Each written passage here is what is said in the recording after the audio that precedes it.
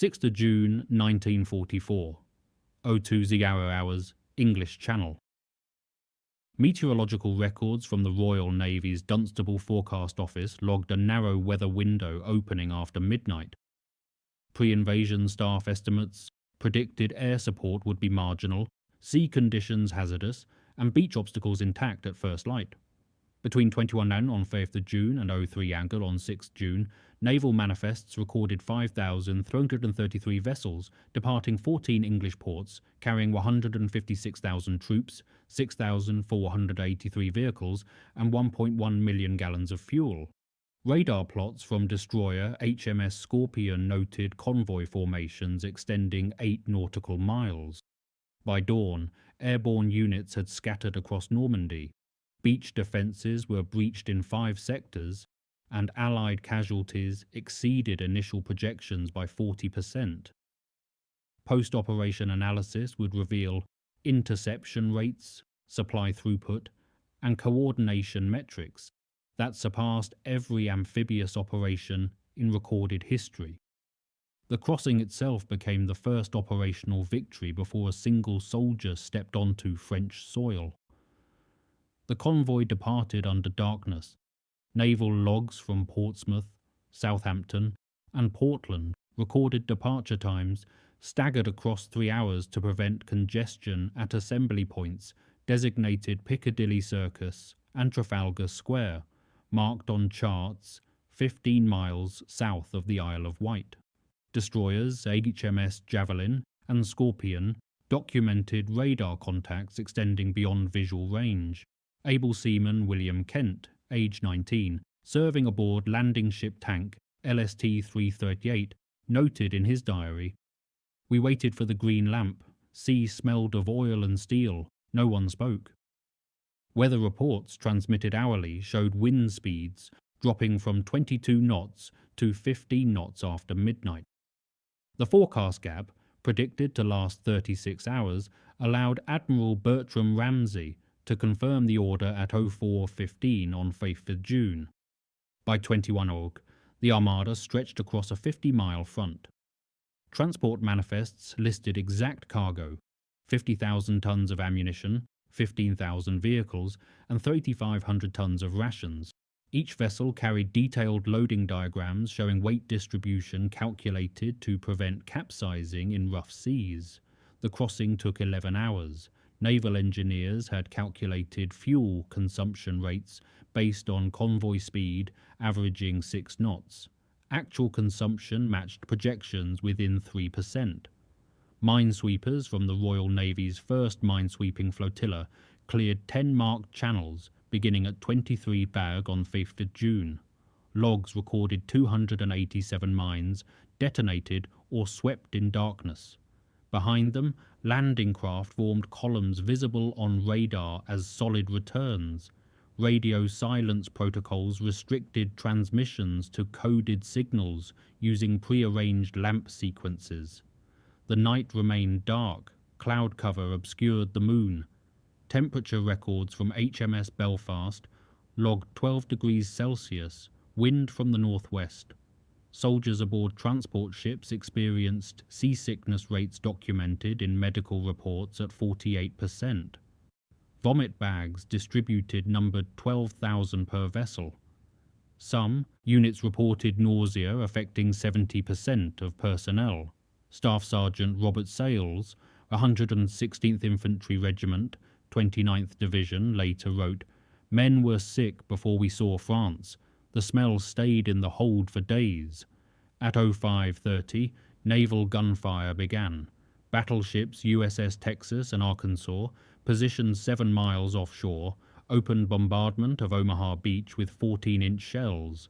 Fire control logs recorded 600 rounds expended in 30 minutes. Cruisers HMS Belfast and Ajax targeted Gold Beach. Their 6-inch guns fired 1,200 rounds.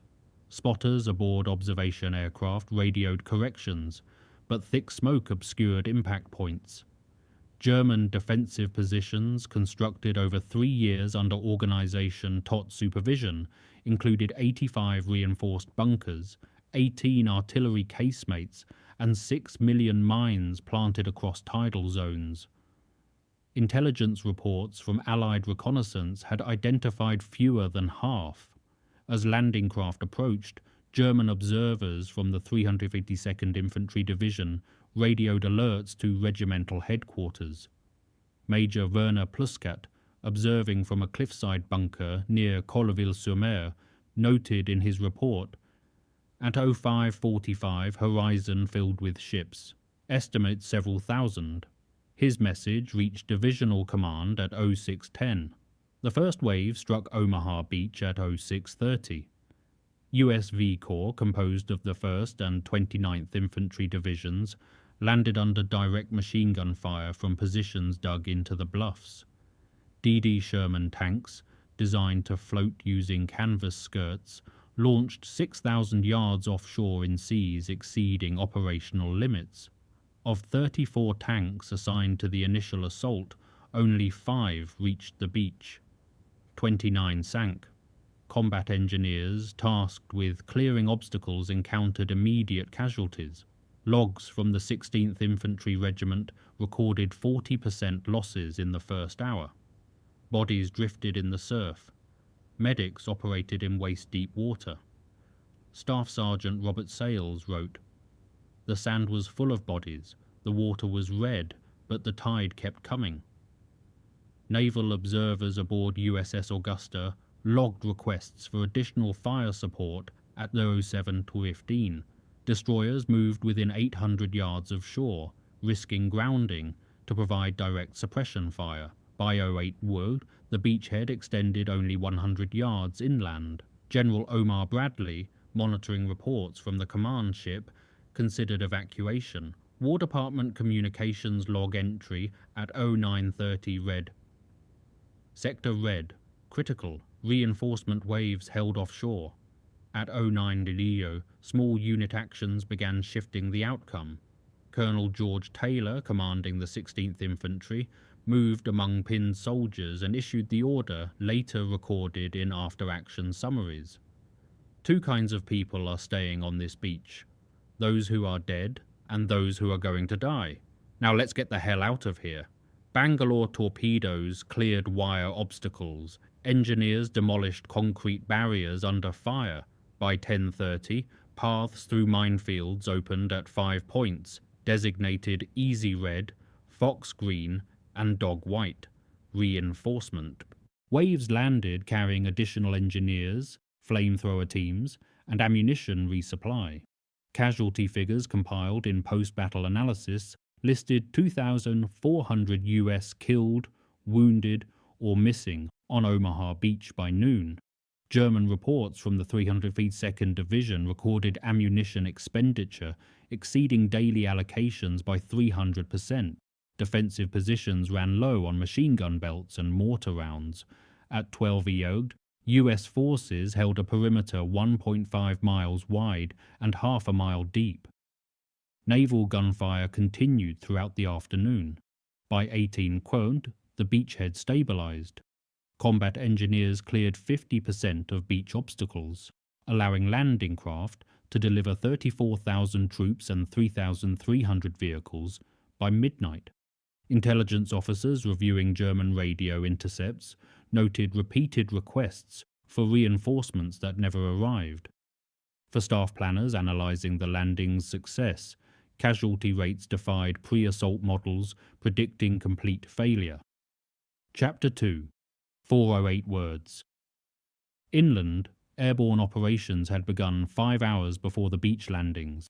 At 00:16 on 6 June, gliders carrying British 6th Airborne Division troops landed near Pegasus Bridge, spanning the Caen Canal. 6 Horsa gliders touched down within 50 yards of the objective. Platoon Commander Lieutenant Den Brotheridge led the assault across the bridge. German sentries from the 736th Grenadier Regiment fired. Brotheridge fell, becoming the first Allied soldier killed in action on D-Day. His death, recorded in unit logs at 021, preceded the beach assaults by 6 hours. Engineers disabled demolition charges wired to the bridge's supports. By 0045, the position secured. Radio operators transmitted code word ham and jam, confirming success. The bridge remained intact. Reinforcements from 7th Parachute Battalion arrived at 0230. Engineering reports noted German explosive charges contained 500 kilograms of TNT, sufficient to collapse the span. The rapid seizure prevented detonation. American airborne forces experienced different outcomes. The 82nd and 101st Airborne Divisions dropped 13 T-100 paratroopers beginning at 00130. Flight logs from the 438th Troop Carrier Group recorded intense anti-aircraft fire and broken formations. Aircraft scattered under flak. Drop zones marked by Pathfinder teams became obscured by smoke and cloud. 30% of paratroopers landed more than 5 miles from designated zones. Some units assembled with only 10% of assigned strength. Private First Class John Steele, 505th Parachute Infantry Regiment, landed on the church steeple in Sainte-Mère-Église. His parachute snagged, leaving him suspended for 2 hours before German troops captured him. His story, documented in prisoner interrogation records, became one of thousands illustrating the chaos. Despite dispersion, small groups seized key crossroads. German reports from the 7th Army, logged at 0320, described widespread parachute landings, creating confusion across 20 kilometers. Communication lines cut, roads blocked. By dawn, over 400 small unit actions occurred simultaneously across the Cotentin Peninsula. For Allied planners reviewing post-operation analysis, the scattered landings unintentionally paralyzed German command communications, a documented stroke of fortune born from operational failure. Construction of artificial harbours began on 7 June. Engineering plans designated 2 sites, Mulberry A at Omaha Beach and Mulberry B at Arromanches. British engineers assembled 146 concrete caissons, each weighing 6,000 tons, towed across the channel over 3 days. Pierheads, prefabricated in Portsmouth, arrived aboard transport ships. US Navy Seabees unloaded components using floating cranes rated for 50-ton lifts. Divers worked in shifts placing anchors. Weather conditions allowed operations 12 hours daily. Logs from the Port Construction and Repair Group recorded progress in tons of material placed per day. By 14th June, the first supply ships docked at temporary piers. Throughput measurements showed 104,000 tons landed in 1 week, exceeding pre-invasion projections by 18%. Engineer Charles J. Adams, assigned to caisson placement, recalled, "We built in silence. The sea did not forgive errors.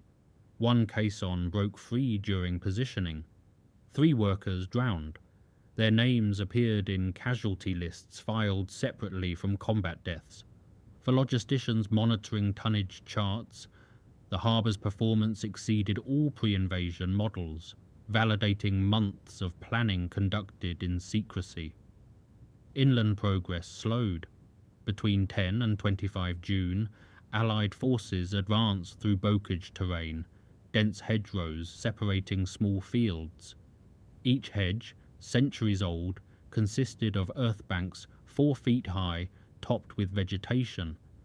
German defenders used them as natural fortifications. Machine gun nests, camouflaged within hedges, fired on advancing units at ranges under 100 yards. US VII Corps, commanded by Major General J. Lawton Collins, reported daily advances measuring less than 1 kilometre. Tank crews found hedgerows impassable without engineering modifications. Sergeant Curtis G. Cullin, 2nd Armoured Division, improvised a hedgerow cutter using salvaged German beach obstacles, welded to tank hulls. His design, tested on 14th June, allowed Shermans to breach hedges without exposing vulnerable undersides. Within 2 weeks, 500 tanks received field modifications. Combat reports from the 2nd Panzer Division commanded by General Fritz Bayerlein, recorded counterattacks occurring every 8 hours. German units dug into defensive positions, inflicted casualties through short-range ambushes. Private Thomas Heller, 4th Infantry Division, noted in a letter dated 18th of June. Every hedge hid a gun. Allied tank losses attributed to mechanical failures caused by terrain reached 2,200 by month's end. For ground staff analysing after-action summaries, Normandy's hedgerows became as lethal as any artillery barrage. On 19th of June, weather conditions deteriorated. Meteorological logs from Combined Operations Headquarters recorded gale-force winds reaching 60 knots by midday. Waves exceeded 12 feet. Landing craft operations ceased. The storm lasted 3 days.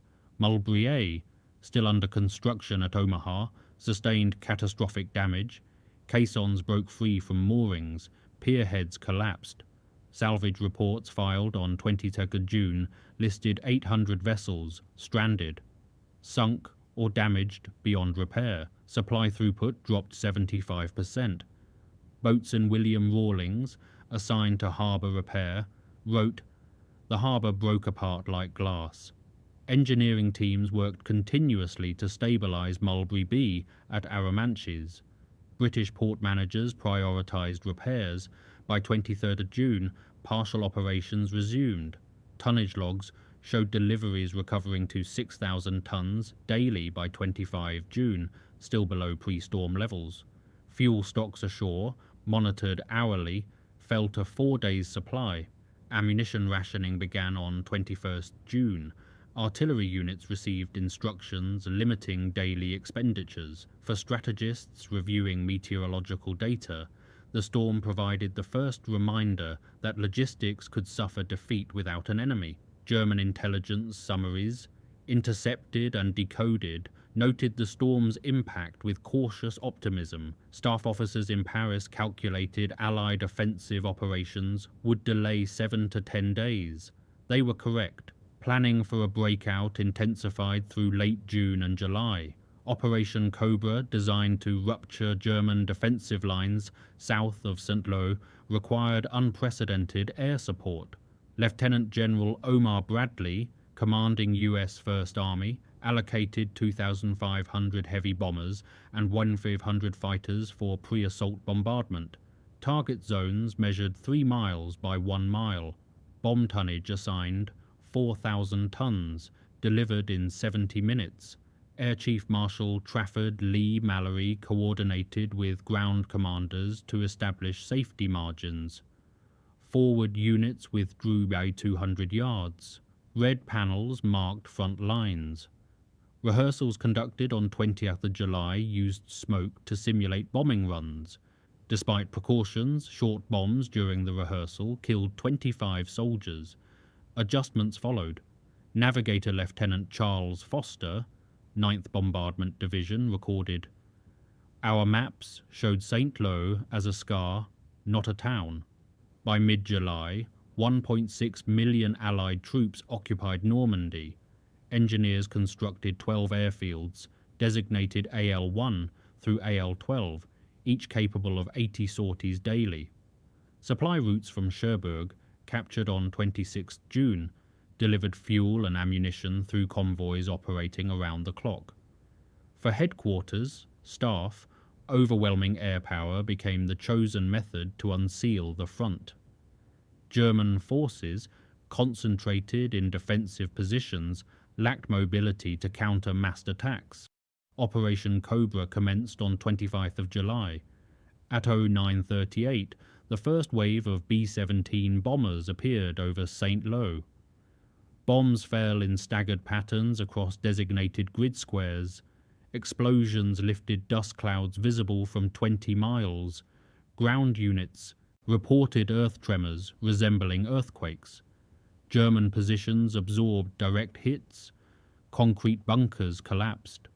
General Fritz Bayerlein, commanding Panzer Lehr Division, filed a report later recovered from captured documents. All movement impossible. Tanks overturned by blast pressure. 70% of equipment destroyed in 1 hour. Despite bombing accuracy, short drops killed 111 Allied soldiers, including Lieutenant General Leslie McNair, observing from a forward position. His death, logged at 11:05, marked the highest-ranking US officer killed by friendly fire in the European theatre. By noon, US VII Corps advanced through shattered defences. Resistance collapsed in sectors where German troops survived but lost cohesion. Tank columns moved south at speeds reaching 15 miles per hour, unprecedented in bocage terrain. By 31st July, forward elements reached Avranches, 30 miles from the start line. Daily advance rates averaged 25 kilometers, the fastest Allied progress since 1918. For planners monitoring operational maps, mobility had finally replaced attrition. Fuel consumption records showed 300,000 gallons expended daily. Supply trucks operated continuously to maintain momentum. Exploitation followed. General George S. Patton's Third Army, activated on 1st August, drove through the Avranches Gap. Armoured divisions moved day and night. Infantry followed in trucks. German 7th Army, retreating eastward, attempted to regroup near Mortain. Adolf Hitler, rejecting staff recommendations, ordered a counter-offensive westward to sever Allied supply lines. Operation Lüttich commenced on 7th August with 4 panzer divisions attacking toward Avranches. Allied intelligence, reading decoded German radio traffic, anticipated the assault. Fighter bombers from the 19th Tactical Air Command concentrated over the battlefield. Rocket-armed Typhoons destroyed tanks at ranges exceeding 1,000 yards. German losses mounted rapidly. By 9th August, the counter-offensive stalled. Allied forces pivoted north and south, forming an encirclement near Falaise. Canadian First Army advanced from the north. US forces moved east. Between 12 and 21st August, 50,000 German troops remained trapped in a shrinking pocket. Artillery fire saturated the area. Escape routes narrowed daily. Polish 1st Armoured Division, attached to Canadian forces, closed the gap near Chambois on 19th August. Tank commander Captain Władysław Zgorzelski recorded, "We could not advance without driving over them. Fields became impassable. Wreckage blocked roads. German losses, 10,000 killed, 50,000 captured, 304 tanks destroyed, 2,400 vehicles abandoned." For Allied analysts, Falaise proved that logistics, once trapped, die faster than soldiers. Paris awaited liberation. French resistance forces, coordinated by Henri Roltanguy, initiated uprisings on 19th August. Barricades appeared in streets. German occupation troops withdrew to strongpoints. General Dietrich von Koltitz, military governor, received orders from Berlin to destroy bridges and monuments. Demolition charges sat ready. Engineers awaited final authorization. Allied command debated bypassing Paris to maintain pursuit momentum. General Charles de Gaulle insisted on immediate liberation. On 24th August, French 2nd Armoured Division, commanded by General Philippe Leclerc, entered the city. Lead elements reached Notre Dame Cathedral at 21:30. Church bells, silent since June 1940, rang for the first time in 4 years. Civilians emerged into streets, crowds numbered in hundreds of thousands. German troops, concentrated in fortified positions, offered sporadic resistance. Street fighting continued through 25 August. Combat logs recorded 1,783 German dead, 3,200 wounded. French casualties, 130 soldiers killed, 319 wounded. Civilian deaths, approximately 600. Von Koltitz surrendered at 14:30 on 25 August. Demolition orders remained unexecuted. His decision, documented in interrogation records, spared infrastructure Hitler had commanded destroyed.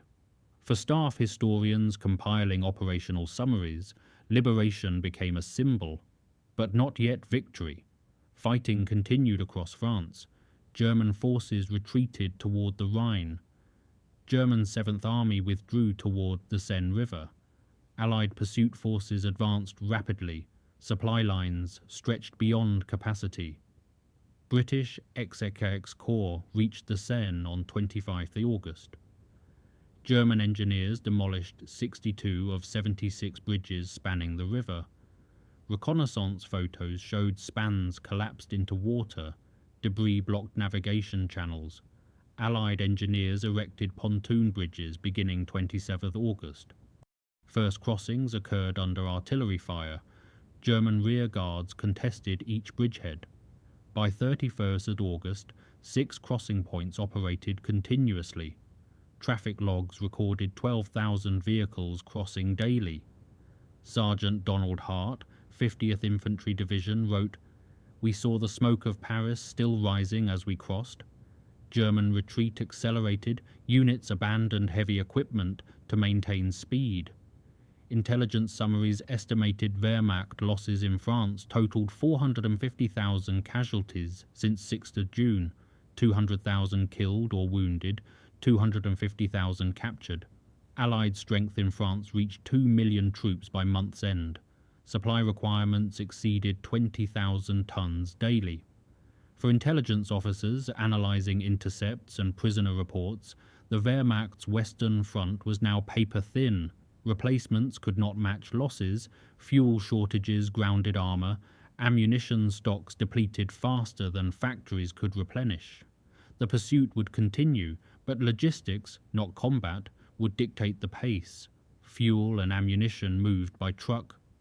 The Red Ball Express, activated on 25 August, operated along designated routes from Normandy ports to forward supply dumps. Over 6,000 trucks, driven in continuous relays, delivered 12,500 tons daily. Routes stretched 400 miles. Convoys traveled day and night.